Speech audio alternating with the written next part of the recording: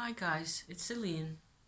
It's Friday today, the 18th of December, just pre-solstice, and the sun is like right there, just this much above the house. I'm gonna be squinting at you for a little bit. I did want to come out. It's not the best time of the month for me. I'm a bit, I'm tired. I had a little accident with my brain where I couldn't recall my number for the security number for my bank card yesterday, and just utterly failed to recover it since. You know how practical that kind of a thing is. It's been one of those days.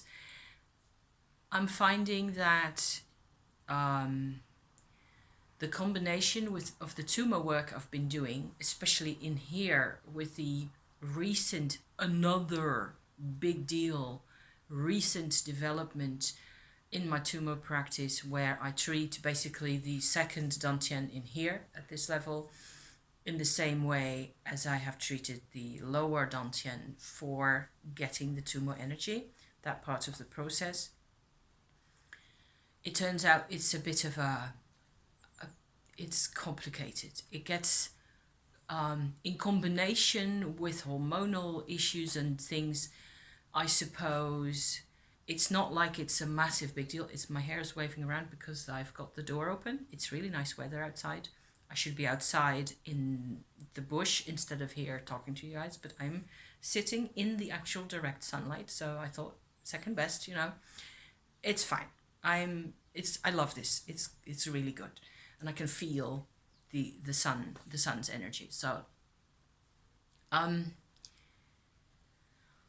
I suppose this is a part of the process for me where I'm finding out with the second level Tummo that I've described for you in sort of a couple of sessions recently this week, that this area up here has like a cell memory of some sort, which isn't surprising really, of how you can have a certain posture, that you can have a certain mood, even for long periods of time when you're trying to hide yourself, you're, physically even in a state of trying to protect yourself, going hunched over like that. I've had phases, not for quite a while, but in the past certainly, where I just walked like this. It was like I had this massive ball and chain contraption sitting right there, and I had to tell myself when I was out in the street, I would go like, why am I walking? I just have to, come on girl, nose in the wind and chin up, whatever, because I will be miserable if I walk like that for more than 5 minutes. So what I'm saying is all that memory is like cell memory of a certain state of things. If the sum total of your emotional states in your life has been similar to that, like downcast or trying to protect yourself or in whatever shape or form, feeling inadequate, feeling anxious, human nature type things. I'm feeling that all that is really stored in here. And as far as I've been able to tell, because the actual supply of Shakti energy seems to fluctuate during the hormonal, the trickier parts of the hormonal cycle, the moments in the hormonal cycle where you shift from one state of affairs to another. So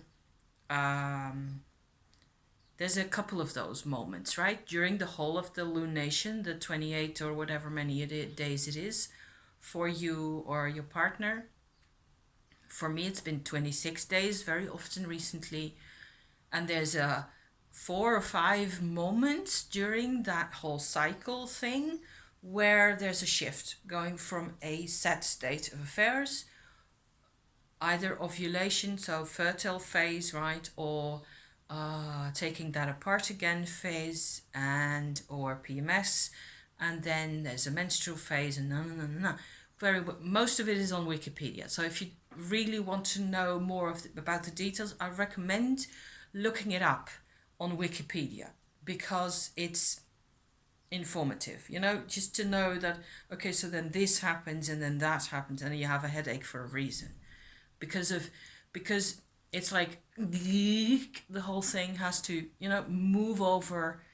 I'm not the best person in the world as to changes in my life anyway. So this is each time it's like before, yeah. And what with being over 50 and so on and so forth. So the level, it seems like the level of actual Shakti supply from the earth itself may even be fluctuating. I've thought about this before a couple of times, and I'm not sure. It may be the case that you actually have like a dial in the earth down there somewhere. I've never been able to find that. That the supply, the nature itself of the Shakti doesn't change, I think. Maybe it does. Who am I to tell? It doesn't feel that way to me. It feels like it's the same type of vibration, and what changes happens within my body. My body itself needs to fiddle its way around all the things in my life, right? So, whereas when I was still working and I was outside the house, regardless of where my hormones were at, I had much more of a mentality of go forward regardless, bulldozing ahead if I have to. There have been quite uncomfortable phases. I don't think I'm the only one, out there, where you're at a client's and your belly is totally messed you up, and all you can do is basically sit on the toilet for half an hour or so, and they make you coffee and they commiserate, which is wonderful. And you just hopefully manage to not burst out in tears then at that point, because nobody needs that, And then at the end of the road, you have a couple of aspirins and a coffee and a couple of glasses of water or something, or tea, and you manage to get the job done. And a couple hours later, you're fine. And that's the way it's been for me. And not like all the time or every month, but just depended on when exactly was that phase in my. I tended to later in my career, I tended to sort of look ahead and say like, okay, so this isn't going to be the best time to. But there were many times when in the economy and in the job requirements of the moment, and certainly in the autumn part of the year where we needed to supply all our clients with as much goodies for the customers as possible, you had to just run on regardless. And I had a very much a mindset of self-control, mind over matter, quite macho, I think. I wasn't really feminine, as in intuitive and shifting and dropping things whenever I didn't feel like it anymore, which is one very patriarchal, I think, way of looking at how women do things. There is the way women do things, which isn't like that at all. And there's the feminine kind of I can go down a complete rabbit warren about male, female stuff. It might be fun. Maybe I will do that. I don't know. Maybe that's what I will be doing today. I don't know. I was wanting to sort of record for posterity the actual Tummo thing that's happening for me, where yesterday I had my, moment of just being completely stuck mentally, and I had to fight my way out of that, and to sort of also tell myself to not be such a dick about it, just so okay, so you failed. Big deal. Who cares? You solved your problem, your side of the problem, and my husband came home in the early in the late in the afternoon, went to the shop and called me, and we sort of went back over the shopping list together because there was a couple of things that he really had to go get. And he just did that and came home with the shopping, so it was all fine. If that's the level of problem I'm having these days, lucky me, right? So my hair is all over the place. I've gotten better, I think, at just laughing at myself. Also, just saying, okay, you're being a really big dick here. You're being a nut by getting all this control freak. And on the other hand, also, I exactly know for myself where it comes from. And I totally forgive myself for being this level of a control freak and for getting panicky and upset because I messed this up, So yeah, who cares? So to that extent, there's a mindset kind of a thing happening where what with the levels of energy inside me, there's so much that the Tummo is sort of pushing out of my system or activating or working on at the same time. And at the same time, my hormones are doing their thing. It's just a bit too much. I just it's jammed as far as that bank account thing went, I just missed a bit and it just didn't compute anymore. And I have to acknowledge the fact that that's what's happening. Often when you just do that, then after a little while, you can live, you can deal. So Tummo can actually do that to you, where if you introduce this Tummo work into a fairly, I suppose, normal Western lifestyle, there are these kinds of moments. I suppose it's kind of relevant to note that the society we live in, I believe Tummo can save the world. That's why I make my videos. I believe that if not everybody, I don't think Tummo is for everybody necessarily. I suppose it appeals to you or it doesn't. If it doesn't appeal to you, there's no reason for you to go do this at all. Not everybody is in this type of, you have to be able to focus on a lot of things for quite a long time. You have to keep track of things, it's a complex process. So if that's what you really want to do, then I certainly advise you to look into it. But even so, I suppose what I really mean is that there are people out there who could benefit by this, and as they benefit, so will your surroundings, it is a life process. It is really the most direct, immediate way of working with your own life force that there is out there. There isn't anything more immediate than Tummo. And what with everybody, talking about Kundalini yoga, Tantra, and chakras and all that stuff, without really giving you the backbone of it, there's a lot of stuff that you can be working with and working on all the time without necessarily anything changing for you. It's very often it is made safe. The philosophies, the methods that are shared online or elsewhere are mostly completely made safe. So they're not only safe, they're made to be safe in such a way that nothing really ever happens to you. So that you keep coming back. It's just interesting enough to keep you, interested and keep you coming back, because a lot of this material, like chakras and Kundalini approaches and cultural background to that, it's all out there. It's kind of recognizable. It's kind of okay in some circles, at least, to talk about.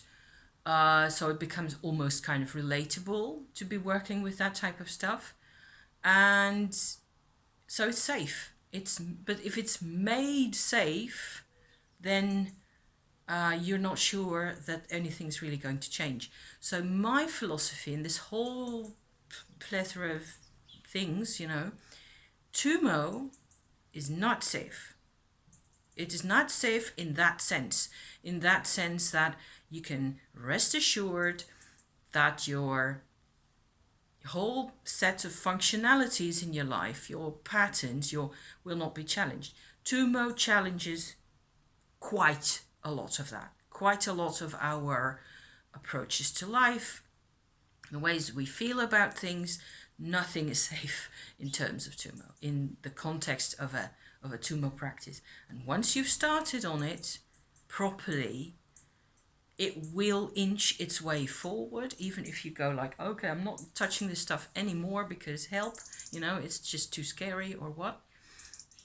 Because of the vitality coming up, and it's gonna conflict with our programming more or less immediately as soon as you've got it figured out. However, for the programming patterns in the body and the mind to be removed from your body by Tummo is like 100 steps beyond the first moment where you go like, okay, so now I've got all this fiery energy inside me and I don't dare do anything with it.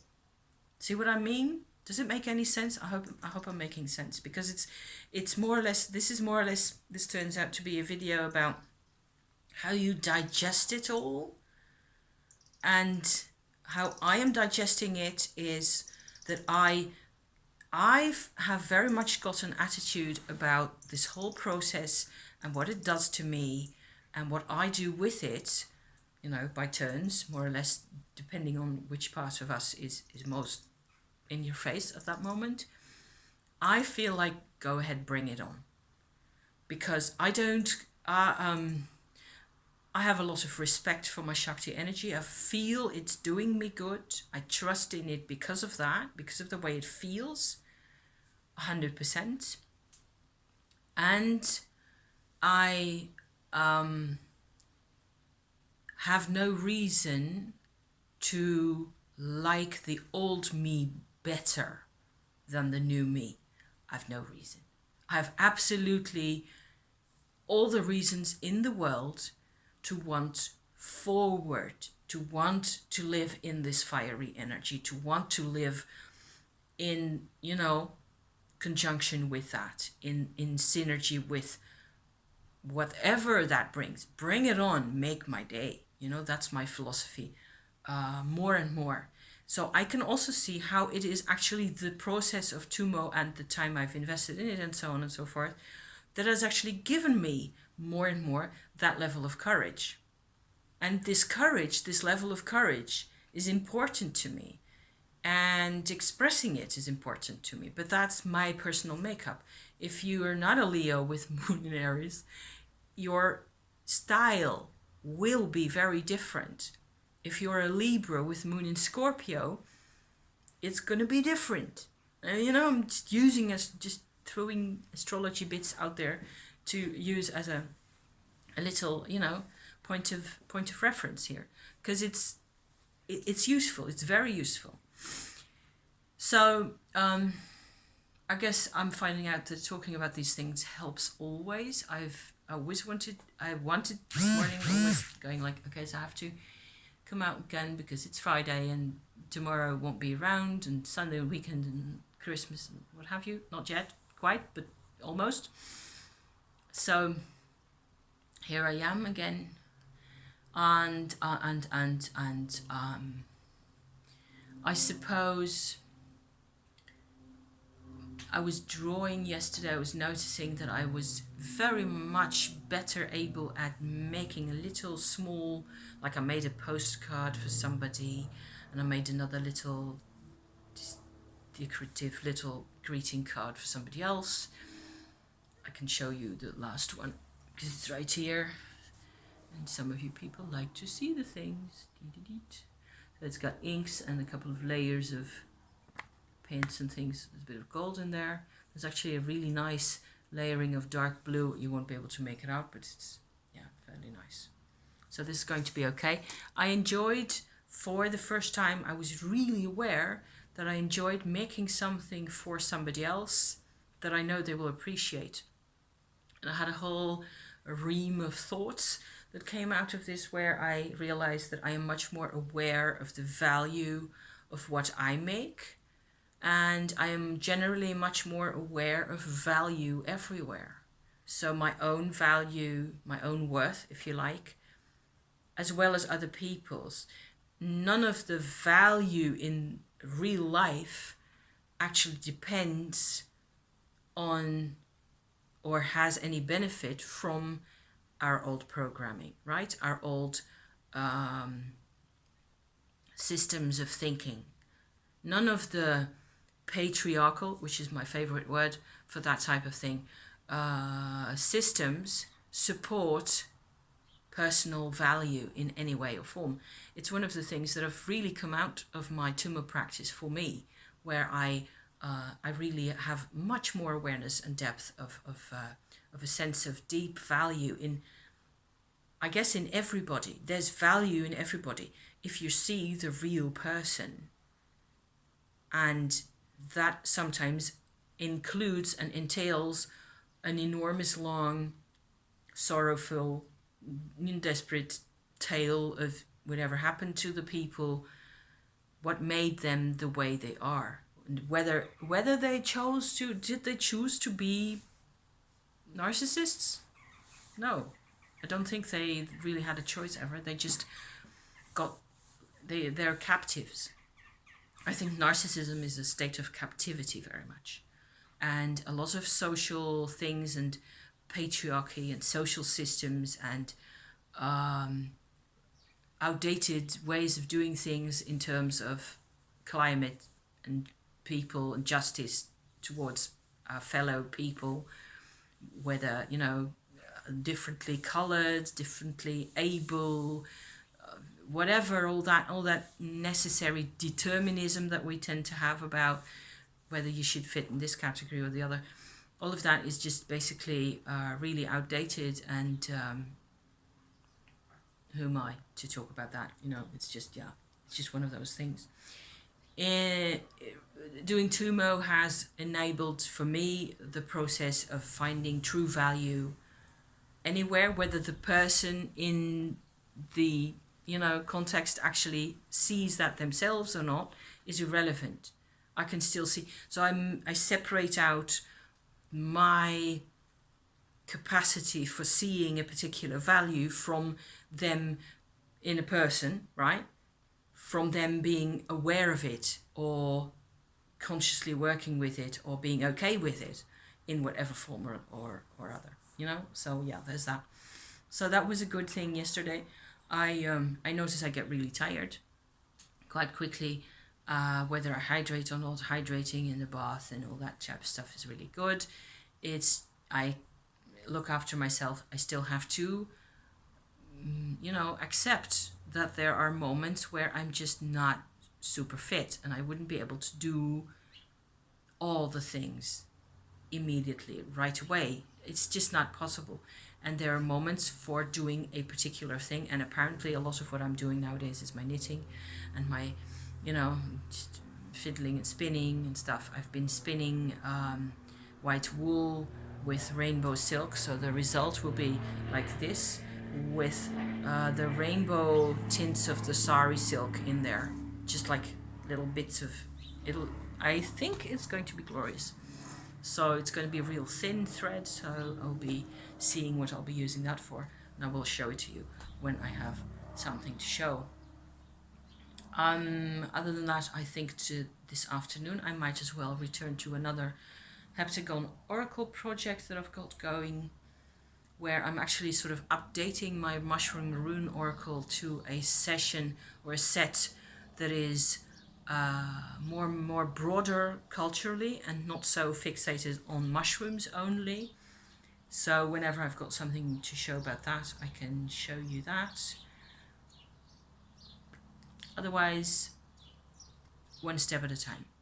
I think that's the motto for the coming couple of days.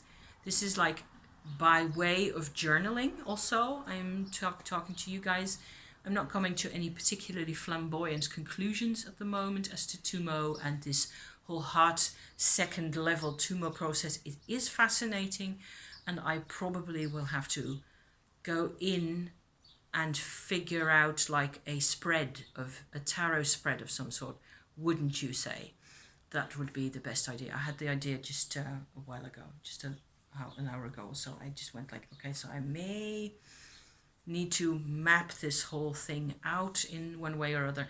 There's of course always a rather easy way to pull sets of cards, for what is it that is the old energy in here, what is the Tummo doing to it, how does that feel to me now, and what will it look like in the future for positions. There you go. I just invented that just for freezies, okay? We're gonna have lunch. I hope you're really okay over there where you are. And I'm inching off the side of the screen, traveling with the sun here. So I'm going to disappear into the corner like this. Because if I do this, then I'm going into the middle of which is actually rather better, rather than squinting, Thank you for watching. It looks like the introducing my channel kind of a thing helped people to figure out what this whole weird show here is about. So glad, and I get more views and people see my stuff, which is why I do this. So thank you all. It's really good to be part of this community. Isn't this funny? I have a face in the shade now, looking like sitting on top of everything else. 3D magic. Look at that. Thank you guys. Have a nice weekend. I'll be back next week. Okay? See you then. Ciao for now.